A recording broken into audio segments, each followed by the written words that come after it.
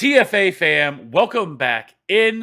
Welcome back in. So today we're going to be talking about some of our favorite week 3 wide receivers. Let's just get it kicked off here at our wide receiver 1. It is Justin Jefferson, Tyreek Hill, Amon-Ra Brown, Jamar Chase, AJ Brown, Stephon Diggs, CeeDee Lamb, Devontae Adams, Calvin Ridley, Devonta Smith, Chris Olave, and Keenan Allen. Cody, hit us with your favorite wide receiver ones this week. Yeah, just to kick things off, I do just want to throw out some situations we need to monitor. We are recording this on Monday, so a lot can change, and we obviously don't have any of the information in terms of injuries and anything else going on. But Devontae Adams said he should be good to go, but he did have that nasty hit late in the fourth quarter, so it wouldn't surprise me if he popped up on the concussion protocol. Jalen Waddle, same issue. Jamar Chase and T. Higgins, Burrow came up, re-aggravated his calf injury, so we have to wait to see if he'll play. That would obviously change the rankings with those two wide receivers. Brandon Ayuk picked up a shoulder injury. They have the short turnaround for Thursday Night Football, so I'm not expecting him to play in this game. And then Zay Jones day-to-day with a knee injury, and Houston upcoming for them. But jumping into the good stuff, let's talk about AJ Brown. He has yet to have even a top 20 finish through the first 2 weeks, but now is going to get a matchup against the secondary, allowing the 9th most passing yards, but they are in the bottom of the league in terms of rushing yards allowed. Now, obviously, the Bucs haven't faced a rushing attack like Philly, but I still think we could see Hurts get going with AJ Brown in this matchup. Even if the starting corner Carlton Davis is back for this one, he has already allowed 132 receiving yards in just one game. So I do like AJ Brown here for a bounce back game. And speaking of bounce backs, love Calvin Ridley in this one going up against Houston, who are actually in the bottom half of the league in terms of passing yards allowed. But they have faced a rusty Ravens team in week 1, and then the combination of Anthony Richardson and Gardner Minshew last week. And it's I was surprised to see this, but Trevor Lawrence is quietly 1-3 against the Texans in his career. But I think they look to get the offense going and back on track after a week showing against KC. And the last guy to mention here among the wide receiver ones is going to be Keenan Allen. He's going to look to continue the strong starts of the year. This time he gets a matchup against Minnesota in a game that has the highest over-under by far at 54 points. No other game so far has a total higher than 48. So Keenan Allen is a fantastic play here and a strong bet to keep the performance that he has put up through the first 2 weeks going here in week 3.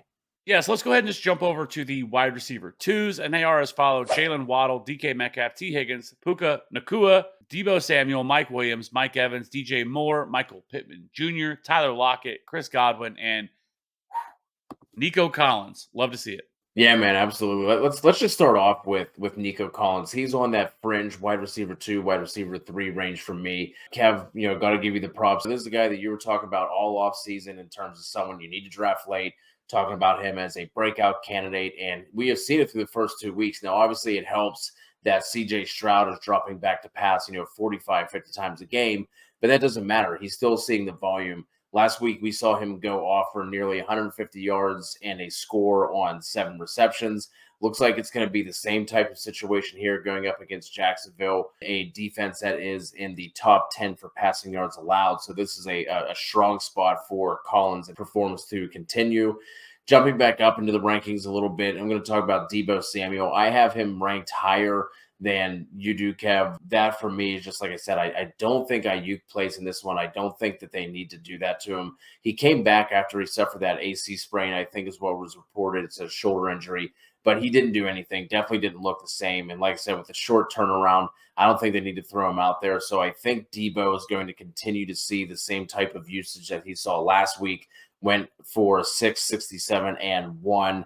Now gets the matchup against the Giants. Now, if you look at their stats allowed, they look decent on paper, but they played Dallas in week 1, who literally didn't have to do anything on offense, and then they played Josh fucking Dobbs last week. So that's where the stats are misleading, especially this early in the year. So I like Deebo Samuel to have a really strong wide receiver 1, wide receiver 2 type week. Puka Nacua, got to talk about him. We're talking about a day 3 rookie who has now racked up 35 targets in his first 2 games, breaking records. He's been a wide receiver 1 both of those weeks. And as long as he's seeing the volume, he's someone who is definitely in that must start type of situation, unless you're just absolutely stacked with wide receiver. Even in that situation, he's someone who you should at least be debating, maybe in a flex spot going up against Cincinnati. Now, obviously, we want to have Joe Burrow there for that game, but even if he's not, he's going to continue to see the volume. It doesn't seem like that's going to be a fluke. So he's someone that you have to put into your lineups.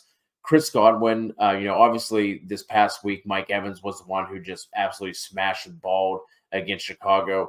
Godwin has been steady, basically been going like 5 for 55 in both weeks, but he has been underwhelming for fantasy purposes. But I think this week sets up as a Chris Godwin week with Tampa hosting Philly. No, one thing that does make me a little bit concerned in terms of his fantasy production is the fact that he really hasn't been playing the slot as much as he did last year. Now, I think if they can get him to the slot for this matchup, it's going to be better for him and for the team in general. I don't know how that offensive line is going to hold up under pressure coming from that Philly defensive line, and we know Baker can turn back into a pumpkin at any second. So I think they need to move Godwin into the slot, and if they do so, Godwin will not be going up against Avonte Maddox with the injury that he had, and that is going to be a big deal for this matchup.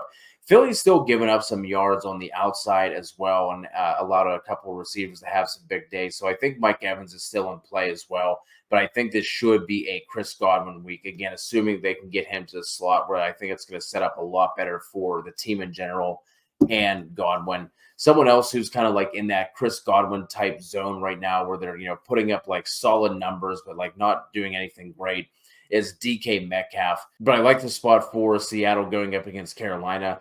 DK was also tackled close to the goal line last week against Detroit as well, or his fantasy day would have been much different. But as long as the offensive line for Seattle can hold up for Geno, I do like both Metcalf and Lockett in this one. Last guy to mention in the wide receiver 2 range is going to be Michael Pittman, also in a good spot going up against a banged-up Ravens defense. Even if Marlon Humphrey makes it back for this one, I think Pittman should see enough volume to keep himself in that back-end wide receiver 2, high-end wide receiver 3 range. Yeah, I mean, Michael Pittman has been phenomenal so far to start the year, and all things considered, because of the massive amount of targets that he's seen. So, anyways, let's move over to the wide receiver 3s, and that is as follows: George Pickens, Christian Watson, Zay Flowers, Garrett Wilson, Brandon Ayuk, Terry McLaurin, Jahan Dotson, DeAndre Hopkins, Drake London, Jerry Jeudy, Jordan Addison, and Michael Thomas wraps up that list. Yeah, just to start off with Garrett Wilson, obviously his fantasy day was saved by that 68-yard touchdown, but that's obviously something that we cannot count on going forward. Going to have a tough matchup against New England here. So that's why Wilson is going to be in that wide receiver 3 range for me. Drake London, it's really hard to trust this Atlanta offense whenever, Drake London had one target the first week, but he definitely bounced back in week 2. I think that this is a spot where we can see Atlanta be pushed a little bit going up against Detroit. I don't know if they're going to be able to kind of just sit back and run the ball and hand the ball off to Bijan 30 times in this game. So if they are pushed, that's obviously going to force them to open up the offense a little bit more. And we saw what happens when they are forced to throw. We had London go for a 6 for 67 and 1 last week. It's really weird what happens whenever you target one of your best players. Jordan Addison is another guy like this week. We talked about this game and this matchup already when I mentioned Keenan Allen earlier, but in a game with a 54-point total, Addison should see the field more often, which should give him more opportunity. He has scored in each of his first 2 games, and I think he has a strong chance to be able to carry that into week 3 and make that 3 straight going up against the Chargers defense. It feels like it's been a disappointing unit for like the 10th year in a row. They just can't seem to put it all together, so I really like this matchup. And then Gabe Davis, he's always a boom bust type play, but we saw Washington give up some chunk plays to Denver and Russell Wilson last week. Marvin Mims had over 100 yards on just 2 catches. So if Allen and Gabe Davis can connect on some of their deep shots, he's a wide receiver 3 that has legitimate wide receiver 2, wide receiver 1 upside if they can connect on some of those shots, which they did last week with Davis going for over 90 yards and a score.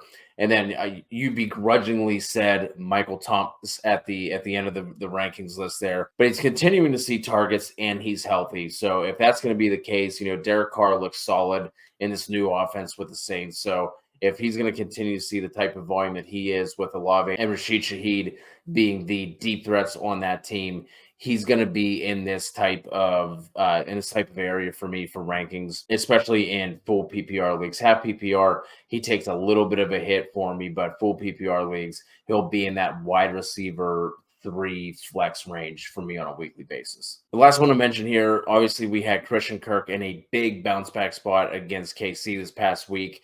I would not expect that to happen again this week against Houston, but we do have to monitor that Zay Jones injury. Obviously, if he is out, I think then Christian Kirk jumps into 2 wide receiver sets where he hasn't been seeing snaps, and you can feel a little bit more comfortable with him. I don't think that's going to be, Jamal Agnew taking over the Zay Jones role and keeping Christian Kirk on the bench. So make sure you're paying attention to that situation if you do have Christian Kirk. Unfortunately, this is the kind of thing I think we're going to be dealing with all year. It's kind of trying to figure out what type of formations they're going to be running. Are they going to be running 3 wide receiver sets? Is someone banged up? So if Zay Jones is out, Christian Kirk becomes more viable. If Zay Jones plays, I'd be bumping down Christian Kirk into like the wide receiver 4 range. Also, be sure to hit that like and subscribe button for future content. We appreciate everybody checking out the video. We back in on Wednesday night for our live start sit stream where we answer every single one of your questions to get you ready for week 3. So, and we're probably going to need it this week. We probably need a prayer circle or something because we've had a massive amount of injuries already to start the season, and we're only through week 2 of this bitch. So, hopefully things turn around. Anyways, be sure to hit that like and subscribe button for future content. We'll see you on the next one. Bye.